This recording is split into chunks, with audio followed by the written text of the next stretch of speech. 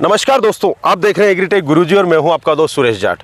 दोस्तों, जब हम किसान भाई खेती करते हैं तो बहुत सी समस्याओं का सामना करते हैं। उन समस्याओं से तो हम निपट लेते हैं, लेकिन होता क्या है कि बहुत सी बार मिट्टी का स्वास्थ्य बहुत मायने रखता है कि हमें अच्छा उत्पादन मिले। मिट्टी अच्छी स्वस्थ है तो ही हमें अच्छा उत्पादन मिलेगा। तो इसके बारे में जानकारी लेने के लिए मैं आया हूं आज एक फार्म पे, और हमारे साथ है मिट्टी के स्वास्थ्य के बारे में एक वैज्ञानिक जो कि हमें मिट्टी के हेल्थ के बारे में बहुत ही कमाल की जानकारी देने वाला है, जिससे कि हम हमारे फसल का उत्पादन बढ़ा सके और मिट्टी को स्वस्थ रख सके। तो इसके बारे में मिलेगी आपको बहुत ही कमाल की जानकारी, तो वीडियो में अंत तक जरूर बने रहे। सर नमस्कार, आपका हमारे यूट्यूब परिवार में बहुत बहुत स्वागत है। सबसे पहले अपना परिचय दीजिए सर। धन्यवाद सुरेश जी, आपने मुझे इस विषय पर बात करने के लिए आमंत्रित किया। मेरा नाम डॉक्टर अनिल कुमार वर्मा है। मैंने सूत्रकृमि विज्ञान में पीएचडी की है और अभी मैं कॉर्टेवा कंपनी में कार्यरत हूँ जी। तो सर, जैसे कि अगर बात करें मिट्टी के स्वास्थ्य की, तो मिट्टी का स्वास्थ्य कितना जरूरी है, वो पौधों में कितना उत्पादकता बढ़ाएगा और किसान को कितना फायदा मिलेगा इस चीज़ से, मिट्टी के स्वास्थ्य से? देखिए, मिट्टी मीन्स फसल उगाने के लिए मिट्टी की एक बहुत ही महत्वपूर्ण योगदान है। ठीक है। मिट्टी हमारी फसल को न्यूट्रिशन, ऑक्सीजन और एक उसको मिट्टी को जड़ों को बांधने के काम बहुत सहयोग करता है, और जिसकी वजह से फसल खड़ी भी रहती है और जो भी हमें उत्पादन मिलता है वो एक पौष्टिक उत्पादन मिलता है। बिल्कुल। और वो पौष्टिक उत्पादन हमारे लिए, इवन जो भी हम खाते हैं, इंसान खाते हैं या कोई जानवर उसको फॉडर को खाता है, उनके लिए बहुत इम्पॉर्टेंट है। उस केस में क्या है कि अगर हम मिट्टी हमारी स्वस्थ नहीं रहेगी तो हमें वो फसल अच्छी नहीं मिलेगी, उत्पादन अच्छा नहीं मिलेगा। और अभी क्या है, मिट्टी पर इतना हम ध्यान नहीं दे पा रहे हैं, उससे क्या है मिट्टी का जो स्वास्थ्य है वो ख़राब होता जा रहा है। इसकी एक लिमिट है मिट्टी की लाइफ की। ऐसा नहीं है कि मिट्टी मीन्स एकदम, और इसको हम एकदम रीजनरेट नहीं कर सकते। बिल्कुल सही बात है। रीजनरेट नहीं कर सकते तो इसके लिए हमें वक्त चाहिए, हम वो वक्त दे ही नहीं रहे। अभी अगर जैसे हम एग्जांपल एक बात करें तो अभी इंसान को अगर 24 घंटे काम करना पड़े तो वो 3-4 दिन काम करेगा, चौथे दिन गारंटीड बीमार होगा। बिल्कुल हो जाएगा। अब बीमार होगा तो वही सेम चीज़ मिट्टी के साथ है। उसकी उत्पादनता कम हो जाएगी। जो हमें आज मिल रहा है उत्पादन, वो आगे आने वाले समय में नहीं मिलेगा। और दूसरा एक चीज़ और है, आज की डेट में ज़मीन कम होती जा रही है, जो प्रोडक्शन जो एरिया है वो कम होता जा रहा है और हमारी जनसंख्या बहुत बढ़ रही है।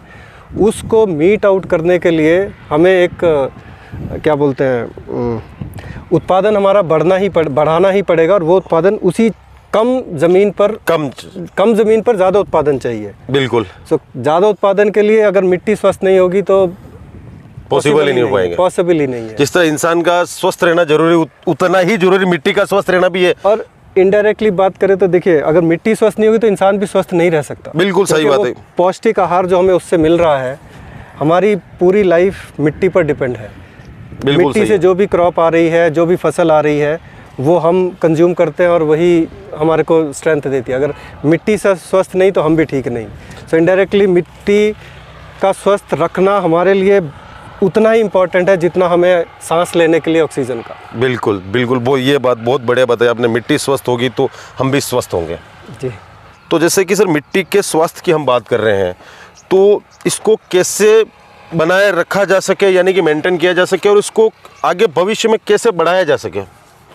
ओके, मिट्टी की अगर हम स्वास्थ्य की बात करें तो इसमें जो इसकी लाइफ है वो एक FAO की रिपोर्ट भी है जो ये कहती है कि मिट्टी की लाइफ एक सीमित है, और अगले 60 साल में अगर हमने कुछ अभी सही कदम नहीं लिए तो 60 साल बाद उसकी गुणवत्ता बिल्कुल ख़त्म हो जाएगी और हमारी ये मिट्टी फसल लगाने योग्य नहीं रहेगी। अगर हम, तो बहुत अहम है कि हमें अभी से कुछ ऐसे स्टेप्स लेने पड़ेंगे, ऐसे कदम लेने पड़ेंगे कि हम मिट्टी की गुणवत्ता बनाए रखें, ताकि हम इसकी जो लाइफ है वो और एक्सटेंड कर सकें। ठीक है। तो सर, जैसे कि आप मिट्टी के स्वास्थ्य की बात कर रहे हैं, तो किसान भाई ऐसी कौन सी टेक्नोलॉजी का इस्तेमाल करें जिससे कि मिट्टी के स्वास्थ्य को बढ़ाया जा सके और बनाए रखा जा सके? देखिए, अब मिट्टी की बात करें, मिट्टी से सबसे ज़्यादा किसान भाई जुड़े हैं। बिल्कुल। और उनका रोल बहुत ही अहम है। ठीक है। और जैसे कि हमने कहा कि अभी उसके लिए कदम हमें अभी से बिल्कुल कुछ उठाने पड़ेंगे ताकि हम मिट्टी की गुणवत्ता बनाए रखें।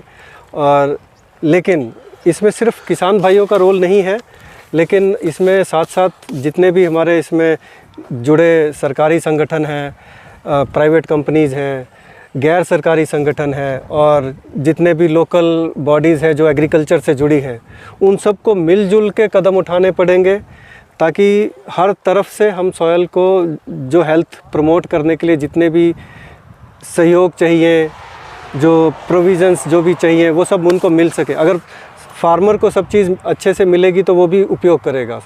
तो वो उसको फार्मर फील्ड तक पहुंचाने के लिए बाकी सब संगठनों का एक जुट हो के काम करना बहुत इम्पॉर्टेंट है। सो उन सबको मिलजुल के एक डायरेक्शन में काम करना पड़ेगा और सॉयल हेल्थ के कैंपेन पर अवेयरनेस भी करना पड़ेगा फार्मर्स को, क्योंकि जस्ट ईल्ड पे ईल्ड, क्रॉप पे क्रॉप लेने से ही गुणवत्ता नहीं बढ़ेगी। उसमें कुछ समय देना पड़ेगा कि मिट्टी की उपजता को बनाया जा सके। और इसमें एक और चीज़ इम्पॉर्टेंट है, मिट्टी की गुणवत्ता कभी भी एकदम नहीं बन सकती। इसका एक प्रोसेस है, जो ये एक लंबे समय की क्रिया है, जो उसको विद टाइम करेंगे तो ही गुणवत्ता बढ़ेगी। वो एकदम मतलब हम चाहें कि एक महीने में कुछ डाल दिया, कुछ ऐसा जादू मैजिक नहीं काम करेगा। मैजिक नहीं चलने वाला है। No magic will work. So इसमें आपको एक लंबे समय तक उसको एक उसी तरह से तैयार करना पड़ेगा और तभी उसकी गुणवत्ता हम बढ़ा सकते हैं। जी। तो सर, जैसे कि अभी हम मिट्टी स्वास्थ्य की बात कर रहे हैं, तो किसान भाई ऐसे कौन से मेथड हैं जिनका उपयोग करके ज़मीन के स्वास्थ्य को बढ़ा सकते हैं? ओके, सो स्वास्थ्य को बढ़ाने के लिए हमें डिपेंड रहना पड़ेगा जो नेचुरल तरीके से हम कैसे बढ़ा सकते हैं, उसमें हमारी मदद कर सकते हैं। जैसे हम फील्ड प्रिपरेशन जब करते हैं किसान भाई, तो उस समय में FIM, कंपोस्ट और या फिर जैसे लाइव स्टॉक मैन्योर्स होती है जो पोल्ट्री फार्म से इधर से निकलती है, उन सब को अगर प्रयोग करेंगे तो वो नेचुरल तरीके से उसको पोषण प्रदान करेंगे मिट्टी को। ठीक है। और या फिर हमारे पास कुछ फसलें ऐसी भी हैं जो हमारी ऑर्गेनिक तरीके से या बायोलॉजिकल तरीके से फसल को नाइट्रोजन प्रदान करती हैं। जैसे कि हमारी लेग्यूम क्रॉप्स है, जो फली वाली क्रॉप्स है, जैसे मटर है, बीन्स हैं, ये फसलें जब हम उगाते हैं तो ये नेचुरल तरीके से नाइट्रोजन फिक्सिंग इसमें करती हैं सॉइल में। सो उससे हमारी जो गुणवत्ता है नेचुरल तरीके से बढ़ती है। सो उन फसलों को भी बीच बीच में लगाना चाहिए, बजाय हम दूसरी क्रॉप्स जो लगाते हैं। ठीक तो है। उससे हमें बहुत मदद मिलेगी हमारी गुणवत्ता को बढ़ाने के लिए, मेंटेन करने के लिए, और हमारी सॉइल का लाइफ भी बढ़ेगा। बिल्कुल। तो सर, जैसे कि हम अभी मिट्टी स्वास्थ्य की बात कर रहे हैं, मिट्टी के स्वास्थ्य की बात कर रहे हैं, तो उसी क्रम में अगर आगे बात की जाए तो नेमाटोड पौधों की जड़ प्रणाली को कैसे प्रभावित करता है? सो निमेटोड जैसे हम बात कर रहे हैं, निमेटोड को हिंदी में हम जैसे सूत्रकृमि बोलते हैं। ठीक है। सूत्र का मतलब धागा, सो कृमि मतलब बहुत छोटा। ठीक है। सो सूत्रकृमि उससे बना है। सो ये इतने छोटे हैं कि हमें अपनी आँखों से नहीं दिखाई देते, और ये हमारी मिट्टी में रहते हैं बहुत सारे, बहुत मात्रा में। और हमारे इसमें बहुत सारी प्रजातियां हैं, बहुत सारी बेनिफिशियल भी हैं, बट बहुत सारी हानिकारक भी हैं। ठीक है। सो उन हानिकारक प्रजातियों से बचाने के लिए हमें स्वस्थ मिट्टी तभी मिल पाएगी अगर हम उनसे अपने पौधों को बचाएंगे। सो वो पौधों को नुकसान भी पहुंचाते हैं, और उसमें जो सबसे इम्पॉर्टेंट है वो एक गांठ जड़ रोग है। वो पौधों में होता है। हमारी सब वेजिटेबल क्रॉप्स जैसे टमाटर, बैंगन, खीरा, जितनी भी हमारी बेल पर लगने वाली सब्जियां हैं, या शिमला मिर्च है, और इवन हॉर्टिकल्चर क्रॉप्स जैसे अनार, गुआवा, ऑलमोस्ट हर क्रॉप में हमारे निमेटोड मिलते हैं। ऐसी बहुत कम क्रॉप्स है जिसमें निमेटोड नहीं मिलते, और हमारे को उनका नियंत्रण करना बहुत ज़रूरी है ताकि हम अपनी फसलों को बचा सकें। जी। तो सर, जैसे कि हम नेमाटोड की बात कर रहे हैं, तो इसको कंट्रोल करने के लिए किसान भाई क्या कदम उठा सकते हैं जिससे कि ये कंट्रोल हो जाए?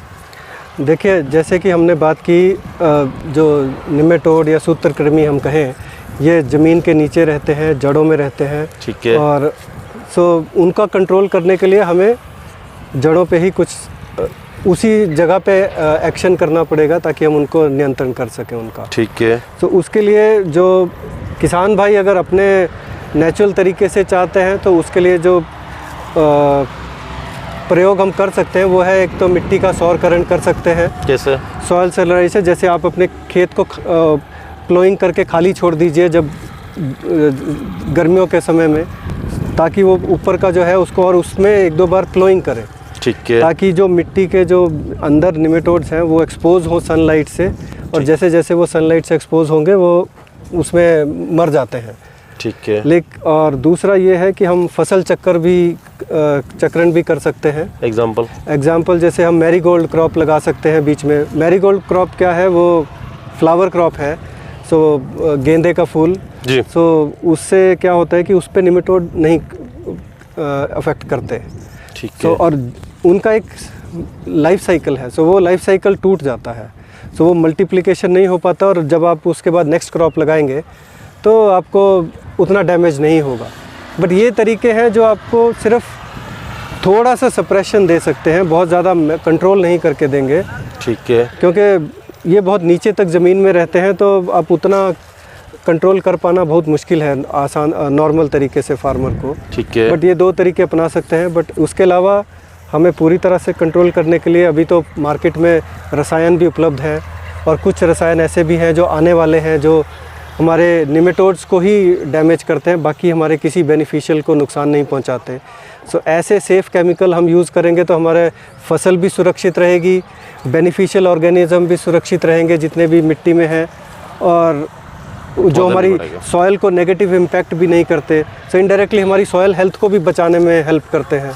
सो ऐसे केमिकल हम यूज़ करेंगे तो हमारे दोनों पर्पस पूरे हो जाते हैं। हमारा मिट्टी का स्वास्थ्य भी मेंटेन रहता है और निमेटोड का भी उपचार हो जाता है। जी, तो सर आपका बहुत बहुत धन्यवाद कि आपने मिट्टी के स्वास्थ्य और नेमाटोड के बारे में जानकारी हमारे किसान भाइयों को दी। यकीनन किसान भाई इस जानकारी को समझे होंगे, और ये उनकी खेती करने में बहुत ही काम आने वाली जानकारी, ये जानकारी हमारे किसान भाइयों के साथ साझा करने के लिए आपका बहुत बहुत धन्यवाद। आपका भी बहुत बहुत शुक्रिया, आपने मुझे इस विषय पर बात करने के लिए अवसर दिया। और जो एज ए वैज्ञानिक हम इस विषय पर इतने टाइम से काम कर रहे हैं, तो ये हमारा दायित्व भी है कि हम जो हमने सीखा है वो हम किसान भाइयों तक पहुंचाएं। जी सर, मिलते हैं बहुत ही जल्द एक नए वीडियो में एक नए विषय पे जानकारी देने के लिए किसान भाइयों के लिए।